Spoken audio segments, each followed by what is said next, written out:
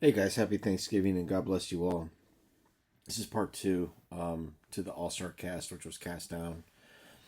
Just last video, we went through this. We talked about Tyler and his channel, The Fittest Flat Earther, where he goes through and talks about different truths that he's found. And one of those main truths being, the Hollywood industry and actors coming back in different forms and whatnot. And we went over three or four of them. There's one, two, three, four of them, roughly. So there's plenty of more. These are the ones that stood out to me. That's why I picked them. And of course, we're talking about kind of the Hollywood Walk of Fame in this video, as you will see. And so I picked that one. But anyway, for you to discern, of course, I have opinions, but I try to keep them to myself as much as I possibly can on this channel. But and just let the Lord speak and let Him state what's true and what's not here.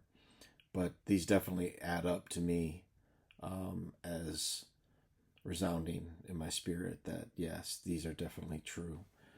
And we're going to go a little bit further today to show in Scripture and other places how this is true. So let's take a look here.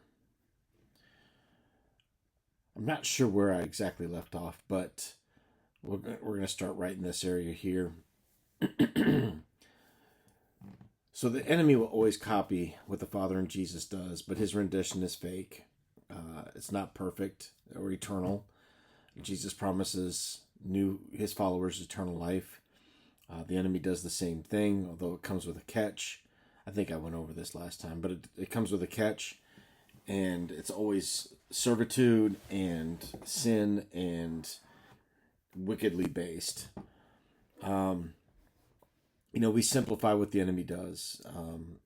There's so many facets to his attacks against humanity. He's poisoned our food, our air, our schools. I mean, it's a complete flip of how we're supposed to be led on this planet, and it's a complete debauchery against God's will for us. And he uses every single thing at his disposal to come against us. Everything we consume, what we wear, what we watch, what we see on TV, what we surf. I mean, what we look at, what we research, how we spend our time. It's just nothing is held back. So, yes, I do think this is absolutely a formidable attack on what he's doing here. And we're going to talk about this. These are bodies, though. These are fleshly bodies that spirits are inhabiting. And that's where we're going to go. And, of course, the Lord's word says that nothing is going to be hidden that will not be manifest, nor is anything in secret that will not be known and come to light. So he is exposing every single thing that the enemy does. If we have humbled ourselves and listened to his voice, then he will show us exactly what the enemy is doing and take it back to his word so we can have understanding and then weaponize it against our enemy as well. So according to the book of Enoch, 200 angels fell from heaven and bound an oath to sin against humanity by taking on mortal wives, or mortal women as wives. There's approximately 194 plus, so round that up to 200 possibly, confirms impact craters on the earth. So we know that fallen angels have happened, and we do know that when these angels impact, it's usually in the form of a meteor. We've talked about that in other videos, but we also know that this is an incursion. It appears that there's another incursion where a third fell from heaven initially, and then this 200 later on, possibly. But again, we know what we know, and we just allow God to reveal in his time, right? So if he wants to explain how all this occurred, then he will. But this is what the word tells us, and we know the book of Enoch is definitely probably should be a canonized book in the Bible. So we also know that in Revelation that 1/3 of the angels were cast down to earth, during the war in heaven, and the dragon used his tail, or lies, or tall tail, whatever you want to put there, to bring about and influence a fallen army to come with him to deceive the world. And now he has become the prince of this world. He has a certain rulership over this world. And there was a war in heaven. Michael and his angels fought against the dragon. The dragon fought and his angels, and they prevailed not. Neither was there a place found them any more in heaven. And the great dragon was cast out, that old serpent called the devil, Satan, which deceives the whole world. He was cast out into the earth, and his angels were cast out with him, cast away, cast out. We also know that that's a form of saying a group of actors are a cast. So this is interesting here. And the angels which kept not their first estate, this is Jude, but left their own habitation, he has reserved in everlasting chains and darkness, unto judgment of that great day, even as Sodom and Gomorrah. Does that sound like Hollywood? And the cities about them in like manner, giving themselves over to fornication. That could be spiritual or physical fornication with false gods, and going after strange flesh, are set forth for an example, suffering the vengeance of eternal fire.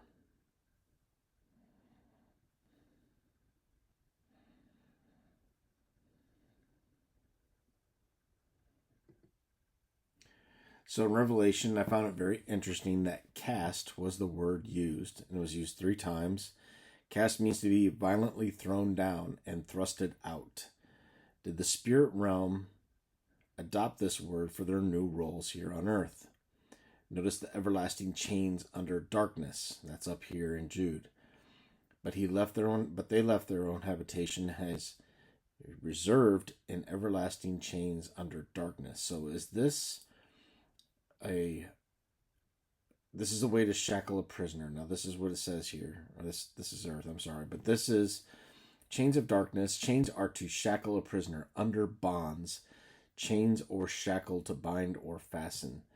Could this be that the fallen angelic spirits are forced to be in flesh, DNA chains, until the Jude tells us, until the judgment of that great day?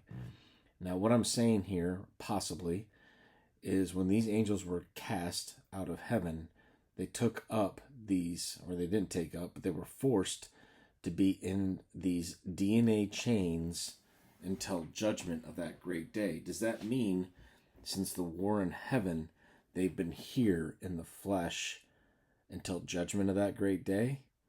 It's something to think about. That could be a possibility of why we're seeing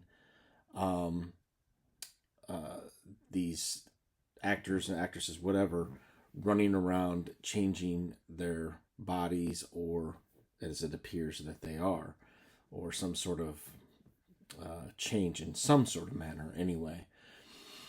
So if this is what we're seeing here, then that would support the fact that they just recycled bodies or flesh until they're going to be judged.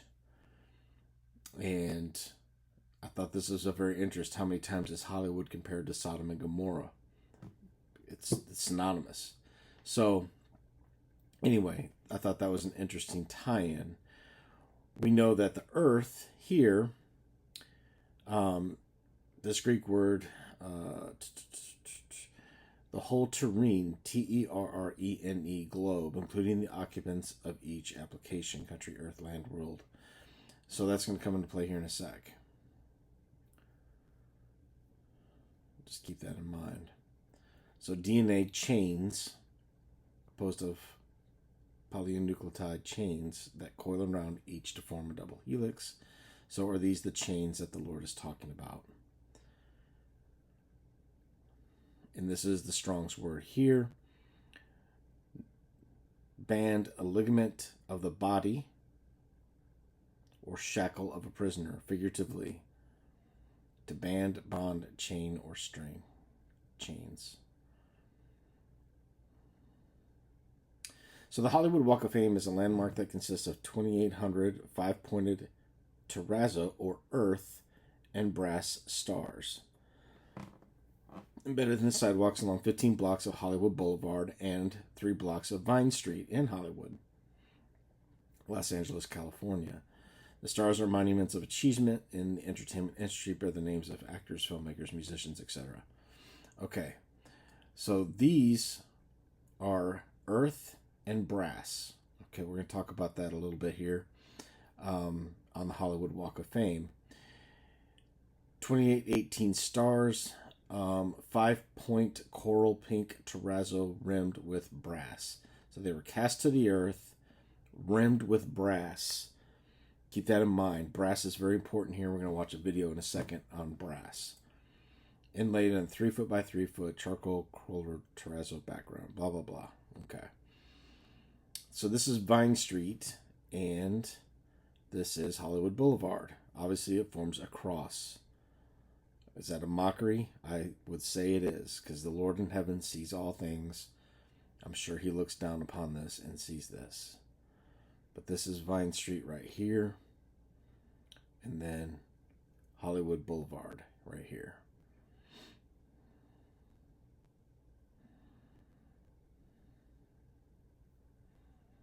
I thought this was interesting wording as I was just reading this article on Wikipedia. It says the Chamber of Commerce credits E.M. Stewart, its volunteer president in 1953, with the idea of the Walk of Fame. Another account gives fellow Chamber Harry Sugarman credit. Either way, once the idea was presented, the Chamber fleshed it out and retained an architectural firm to develop the proposals. Who uses that term? Fleshed it out? That is, now that they're bonds of flesh in these DNA chains. I mean, this is how the spirit realm talks, though. This is how it communicates that you are on the right track. Terrazzo is a cosmic material poured in place or precast, which is used for floor or wall treatments. Chips of marble, granite, glass, other suitable material poured in a cementitious binder, binding the star together. So we have the star, which is made of earth, held together in brass, but binded with this cement, with this cementitious binder out of earth. So it's almost like the star is the body, and that's how they're kind of describing it. All right, it's almost like a parallel, if you can see that. You have the star, then you have the entertainer or star, and then you have the fallen angel or star, all kind of. Now you got the angel in bonds, right? Well, the star is in bonds, surrounded by brass, which we'll talk about here in a minute. And it's been cast to where? It's in the earth. It's in the sidewalk. Okay? Just wanted to tie Terra with planet Earth.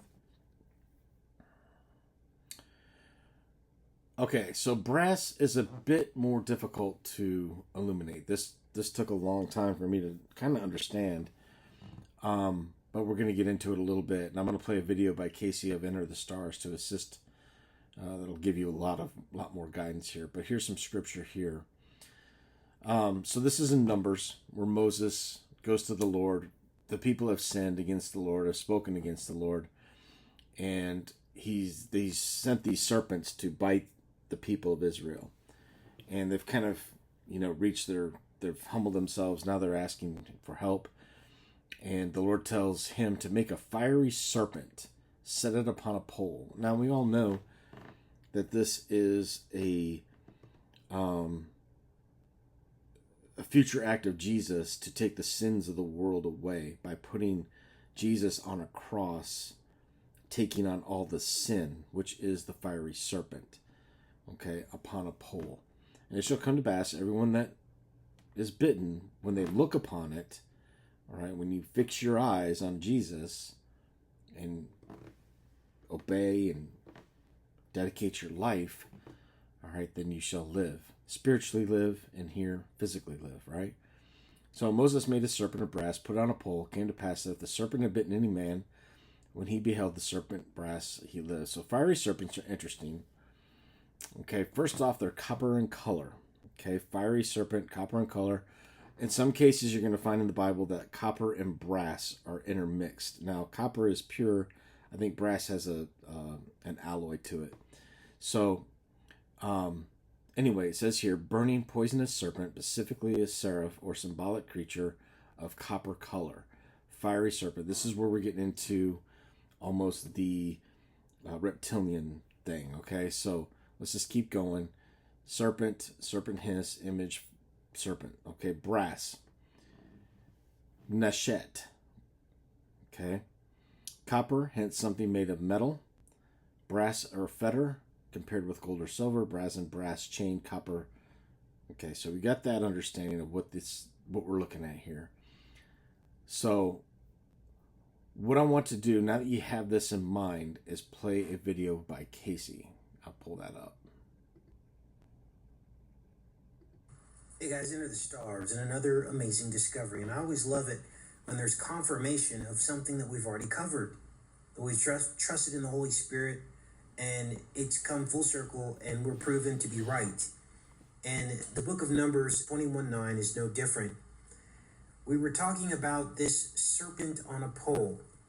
I was also talking to you about the squid and copper-based organisms that have blue inside of them, and that blue is the copper. That's blue bloods, and those organisms that have the blue have attributes about them that match their blood. Instead of hemoglobin, they have a copper-based blood. Instead of iron, they have copper. And they have, like, for instance, the squid has blue ink, the blue crabs. All of these are copper-based organisms. Some centipedes are copper-based as well as spiders. Well, this is what we found. The serpent, the word for serpent, nakash, is almost the same word for bronze. This is shocking. This is the word nakash for serpent. And when you look at bronze or brass, that word is nakosheth. So we have nakosheth and nakash. And now we begin to understand that the bronze serpent is depicting the unclean blood. Now, this is interesting because, I'll get to the point here, the word for brass or copper is nakosheth. And your probably bells are going off right now because you've heard Jonathan Kleck talk about Nakash, which is the snake. It is the serpent. Nakash is almost the same word as Nakosheth.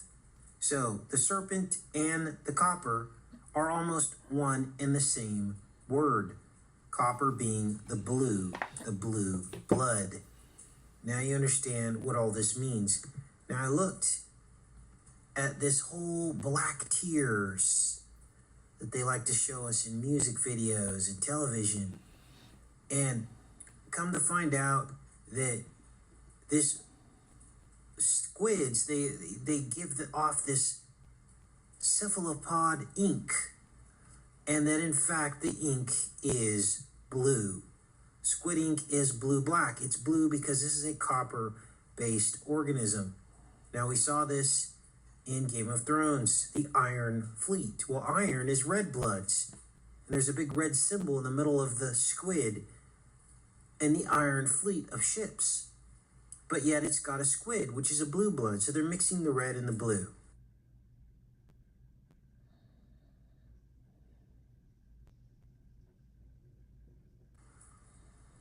And so now when you see these tears, these black tears being depicted in pop culture, what they're really showing you is the squid ink, the blue blood. This is why you always see this associated with evil and hybrids, the hybrids, okay? So I think we're getting to the bottom of some of this stuff. The black goo is like the black tears, but it's really like a really dark blue. So there you guys have it. The blue copper, the blue bloods, are the one and the same of the word serpent. They're almost the same exact word. Now, if you click on this, it will tell you that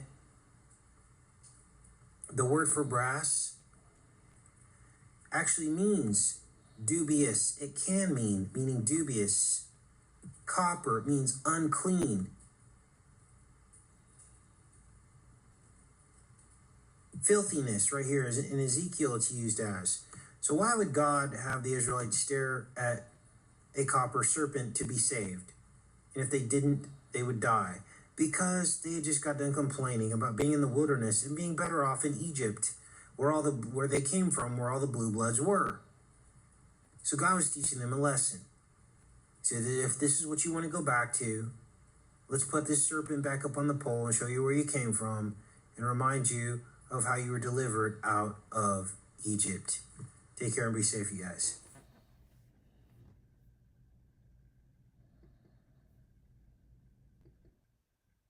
So that is why there is brass around that star, because that shows what their identity is. So Vine Street, Jesus tells us that he is the vine, you are the branches. He that abides in me and I in him, the same brings forth much fruit. All right, fruit is what we produce. It's what we give off as spiritual beings. It's what we do. It's how we, it's a combination of the seed in our life, which is Jesus, the Word, and our actions and our visible and invisible, for lack of better words, works or practices, how we treat one another, how we live, how we love. On the contrary, on the other side, the enemy, their fruit is what they produce and how they interact and how they, what they produce with their lives. And here we have this entertainment industry, which we all know is wicked.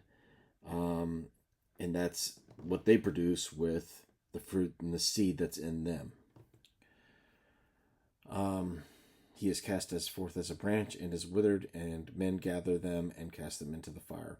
Those that don't produce fruit, or horrible fruit, wicked fruit. So chapter 32 in Deuteronomy, I thought, I was looking at it the other night, and I was really shocked to catch the first verse. I never noticed this before, but there's two audiences that he addresses. Let me pull it up here real quick. So the Lord is speaking here, and let me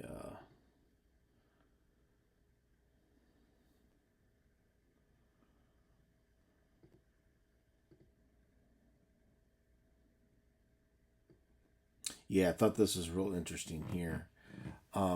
Give ear, in other words, listen up, heavens and earth, and I will speak. Give ear, O heavens, and I will speak, and hear, O earth, the words of my mouth. So he's addressing, I believe, here these angelic figures, these angelic spirits as well. And that's what you're going to find out right here. So this is the Samayim who he's talking to in the heavens. He talks about the rock as Jesus as truth and coming forward and his ways being right and just. But there's a lot in this chapter. Staying focused as he talks about another nation that's void of counsel. In other words, that's a powerful statement, because what he's telling us here is there's no consoling them. There's no reasoning with them. There's no, they aren't going to change. Now we don't know who's part of that 1/3 that fell, or those 200. If they're in flesh here, we can have an understanding, but I guess what I'm trying to say is, even Cain, when the Lord spoke to Cain, he could have been saved, but sin lies at the door and overtook him. So again, we just need to stay focused on Jesus, but this is all stuff that we should be aware of. This is all wisdom that builds our faith and helps build our foundation. However, only God knows who's void of counsel. Okay? But he's speaking to them here. And this is what he says: "For their rock is not our rock, even our enemies themselves being judges. For their vine street, is the vine of Sodom, and their fields of Gomorrah. Their grapes are grapes of gall, which is poison.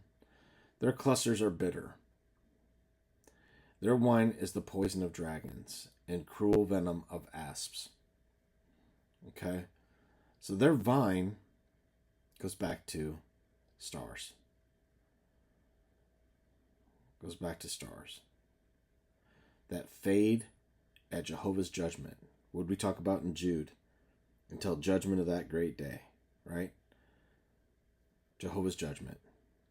They will fade. So that's the vine. Their grapes are as gall. Poisonous plant. Probably the poppy, which is known to put, remember in Wizard of Oz, poppies, put them all to sleep, right? Poisonous plant, probably the poppy, generally poison of serpents. Gall, hemlock, poison, venom.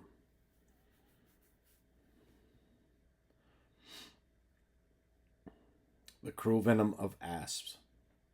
Violent, implication, deadly, also, good sense, cruel and fierce. So entertainment doesn't seem so cruel and fierce, right? Because we get happy, we laugh, we're entertained, we all have. But the problem with divulging in it is you become lost in it. And your spirit shuts off and you just continue to please the appetite of the flesh, which is, I want to be entertained. I want to feel good. I want to laugh. But it contradicts the spirit. Because this is who you're laughing with. They think it's cruel or they know, or God knows it's cruel and fierce because it's destroying your spirit. However, for us, it feels good. And we constantly seek that. And that's where we get into problems. So did a little work on asp and came back to the Egyptian cobra. The asp is a symbol of royalty. The Egyptian cobra, that's how these princes, these fallen angels, picture themselves. They picture themselves as the rulers of this earth. They control it. And in a way they do. But seeing through the spirit and going through the spirit is the way to get around that. The Egyptian cobra is copper red. And of course, this is what he's talking about. This is exactly what Casey's talking about. The blue bloods. Right? The copper, bronze serpent. Now this is repeated in the wheat and the tares. Okay?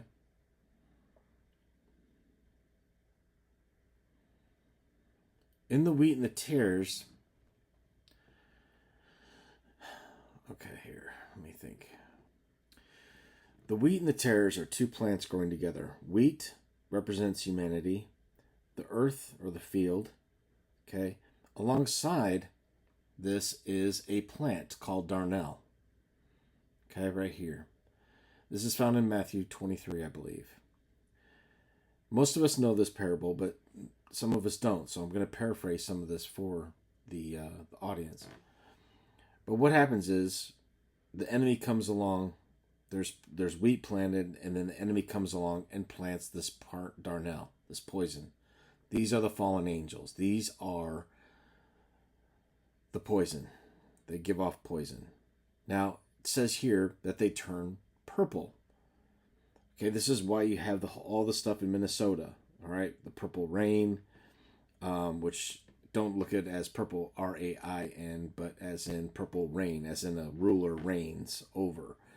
So that's why this whole purple thing in Minnesota, when Floyd and all that happened, I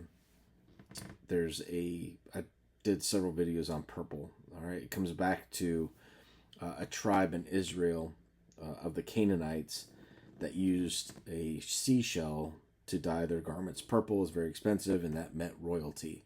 So this goes back to purple rain, purple royalty, Canaanite, fallen angel rulership. Okay. So this darnel grows alongside the wheat, looks exactly like wheat, and is confused with wheat often. So it looks like wheat, acts like wheat, but it is not wheat. It is false wheat. It does not produce a fruit. Okay? In fact, it turns black when it gets ripened. Okay? That's why as judgment gets closer, like we talked about in Jude, their facade is fake, is coming open. That's why Tyler, Fizz Flat Earther, is doing what he's doing, is because now the doors are, not the doors, but the eyes are opened to be able to see these things, because we're starting to look at, you have the thing with P. Diddy, Pizzagate, all this stuff, and people are asking questions, and the veil is being lifted simultaneously as these questions are being asked, and people are looking to this, and now they're starting to wake up and like understand that, hey, these people aren't exactly what we think they are. Okay. So false wheat grows alongside the wheat. It bears a close resemblance to wheat. However, it is black and it is very poisonous. French word for darnel is ivrier, which means intoxicated or drunken. French name echoes drunk. Or, I'm sorry, the Latin scientific name echoes drunk. Drunken in the Bible has a very specific meaning often, especially in Isaiah, drunken is even mentioned being drunken, but not with wine or strong drink. So the Lord is telling us there's a way to be drunk without being drunk on wine or strong drink, and that is referring to the dilapidated mental and spiritual state of the group that's fallen victim to this darnel. These entertainers, as you can see, and we're going to show you this, these Hulu commercials are on their game, but notice the others are slow, confused, and oblivious and drunk. Okay, so let's look at this, and this video will actually show you everything we just talked about. I want you to look at this because it's going to go right to Vine Street. It's going to go right to the Star, and it's going to it's going to show you everything we just talked about.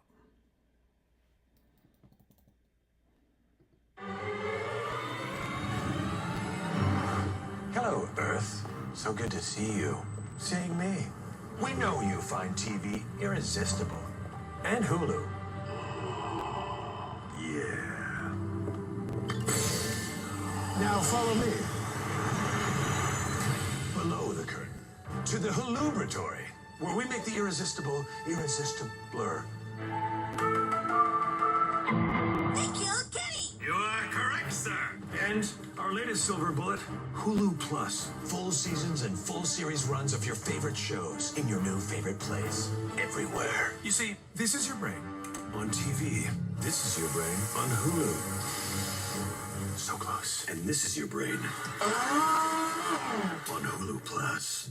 And this is your brain with a little sprig of mint. Hulu Plus. That's hot. An eviler plot to destroy the world. Enjoy. Notice how drunk he is. Let's show him one more.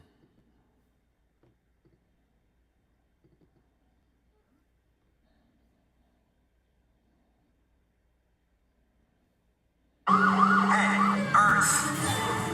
Come here. Time for a little come to dentist meeting. Your parents were right, your teachers were right, even that creepy scoutmaster with the tight brown shorts was right. TV is slowly rotting your brain and turning it into a slimy, gooey, mushy blob of pudding, and there's nothing you can do about it. See?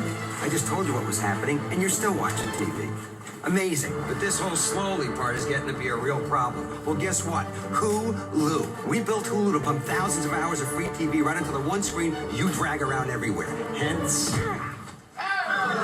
Now I need you to take your stubby little human fingers and hit this button on Hulu. Then you can share those TV shows in your bliggity blogs and your facey spaces and your tweety pages for all your bookwormy anti-boob-tubey friends. So here's the deal. Help us churn their finely cultured skull beef down to the aforementioned pudding, and we'll slurp out yours last. Eh? Yeah, because we're aliens. And you ain't soup yet. Hulu, an evil plot to destroy the world. Enjoy. So I think that's going to wrap this up, guys. Thank you for watching. God bless. All my supporting information will be in the Google Drive for the study for you to look at.